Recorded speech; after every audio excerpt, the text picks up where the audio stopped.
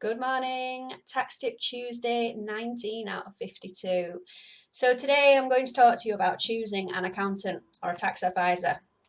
Now, I think cost is an obvious one. It's always going to come into the decision making. But I want to dig a little bit deeper than that.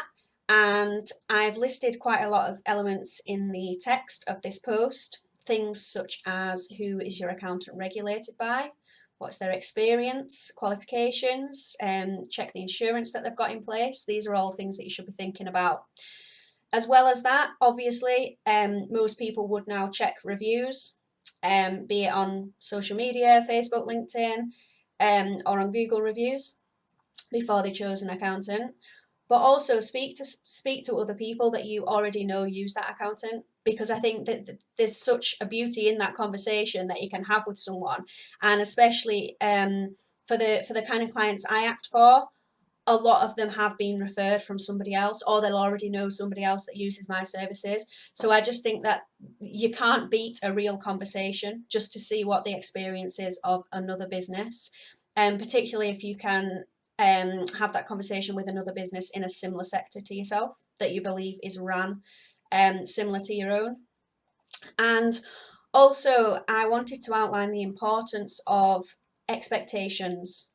So, we will tell you what our expectations are in terms of when we need information from you, how we want the information presented to us. But I think it's equally as important that you give us your expectations of our services.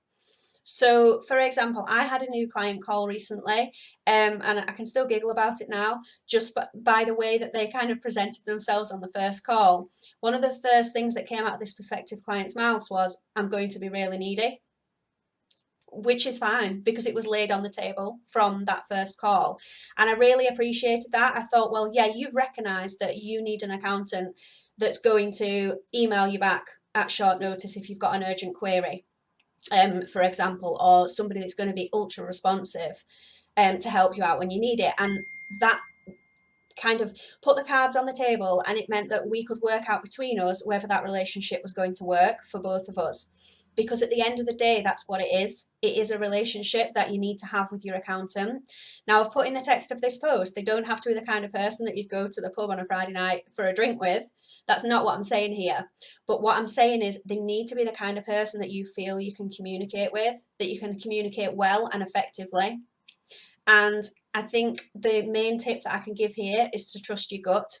9 times out of 10, the first time you have a call or conversation with somebody that you intend on doing business with, you will either get a gut feel of, this is really exciting, I'm looking forward to working with this person, or you will get a gut feel of, I'm not quite sure that this is a good match.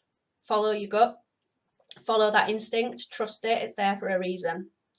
And if all else fails, if you do go with an accountant or tax advisor and you find that it's not working out, don't worry. It's a lot easier to switch accountants than people think.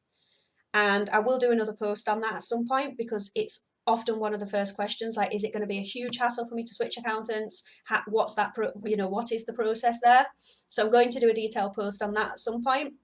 But I hope that this helps in some way for anyone that's looking for a new accountant, or that's new in business and looking for their first accountant, to have a read through, have a listen to me babbling on a Tuesday morning, and just make sure that you are considering everything and that you're not going into that initial meeting or initial call just thinking about the cost.